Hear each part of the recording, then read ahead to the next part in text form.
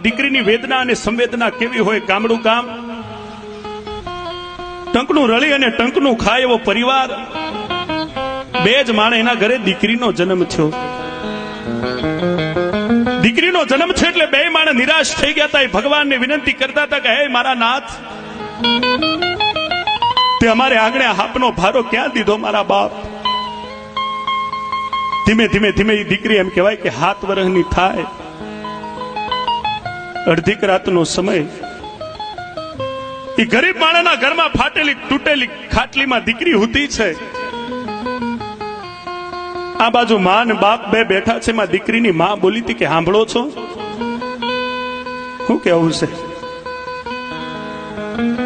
આ દીકરી હુતી એ જોઈ દીકરીની માં બોલી. દીકરીનો બાપ દીકરીની માથે હાથ ફેરવીને બોલ્યો હતો કે આ તો મારો કાળજાનો કટકો છે ને તમે જોજો સાહેબ, દીકરી છે ને બાપનું પ્રતીક છે.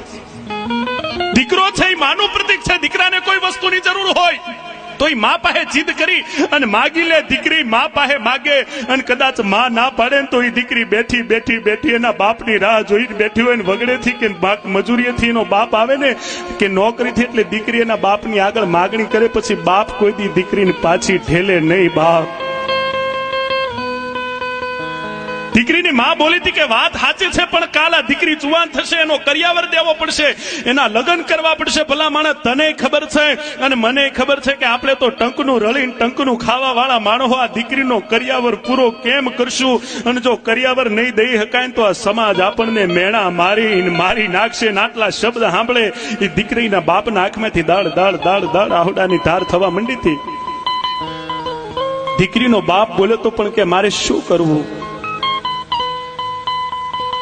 અને દીકરીની સાંભળજો, માં બોલે નહીં પણ એ ગરીબાઈ અમારા ગામડાની અભણ જનેતાના મોઢેથી બોલાવતો હોય કે એક કામ કરો, કાલ સવારે આ દીકરી જાગે ને તમે ને મારી અને ખાડો કરીને દાટી દેજો. કોઈ પૂછશે ને તો આપણે એમ કહીશું કે અમારી દીકરી ખોવાઈ ગઈ છે.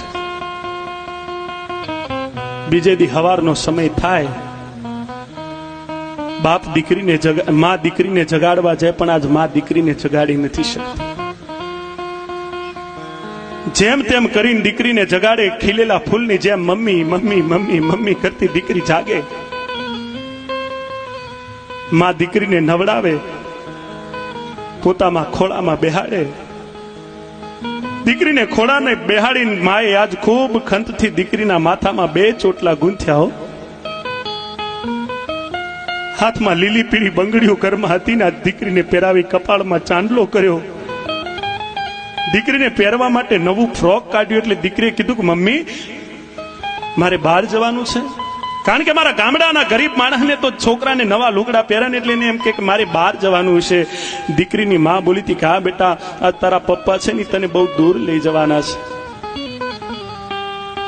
આ બાજુ બાપ એક આંગળી દીકરીને પકડાવે, ખંભે પાવડો કરી ધીમે ધીમે ધીમે ધીમે ગામની બાપ પગ માંડે. જંગલ આવી જાય.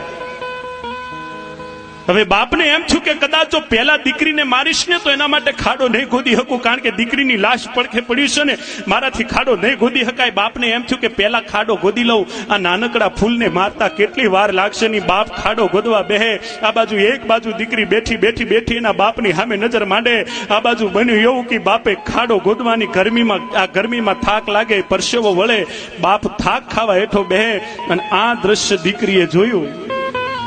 પોતાની જગ્યાએથી દીકરી ઊભી થઈ, ધીમે ધીમે ધીમે ધીમે ડગ માંડ્યા. અને જેનો બાપ થાક ખાવા બેઠો હતો ને એનું નવું ફ્રોક ઊંચું કરીને દીકરી ફ્રોકથી એના બાપનો પરસેવો લોવા માંડી હતી. મારા બાપ તને ગરમી લાગી હશે બાપ.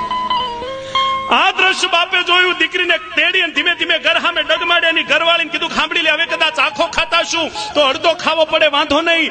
અરે 12 કલાકને બદલે 24 કલાક મહેનત કરવી પડે એનો વાંધો નહીં. પણ સાંભળી લે, જે દીકરીઓ બાપના પરસેવા લોહી જાતી હોય ની દીકરીઓને કોઈ દી મરાય નહીં બાપ. કારણ કે આ તો મારા ગુજરાતની દીકરીઓ છે. અને બહેનો, તમે જેટલી મારી બહેનો માતાઓ સામે બેઠા છે, આજ મારે પટોહણના પાદરમાં મારા કાશી વિશ્વનાથ મહાદેવના દરબારમાં બેહીને એક વાત કરી છે. મારી માતાઓ બહેનો દીકરીઓ બેઠી છે, એમાં જે જુવાન દીકરીઓ બેઠી છે, મારે એક તમને 2 હાથ જોડીને વિનંતી કરવી છે કે કદાચ એવી કોઈ દીકરી દીકરી હોય, સાંભળી લેજો, આજનો જે સમય છે એની વાત કરું છું, કદાચ એ દીકરીના મનમાં એવો વિચાર આવતો હોય, આજ મોટા ભાગના પ્રશ્નો બને છે સાહેબ, આ બેઠેલી કદાચ અને તમારા ગામમાં મારો નાથ કરે, મારો કાશી વિશ્વનાથ કરે કે કદાચ એવી કોઈ દીકરી ન હોય, પણ અહીંયા બેઠેલી કદાચ કોઈ દીકરીને મનમાં એવો વિચાર આવતો હોય ને, એના મા બાપની ઉપરવટ જઈ અને ભાગીને લગ્ન કરવાનો વિચાર આવતો હોય ને, તો એ દીકરીને આજ મારા કાશી વિશ્વનાથના ખોળામાં બેહીને કહું છું, એ દીકરીને કે કદાચ આવો વિચાર આવે ને તો એકવાર ઘરમાં જઈને તારા બાપની સામે નજર માંડજે, તારા બાપની આંખની સામે નજર માંડજે, બાપ તને આવો વિચાર નહીં આવે,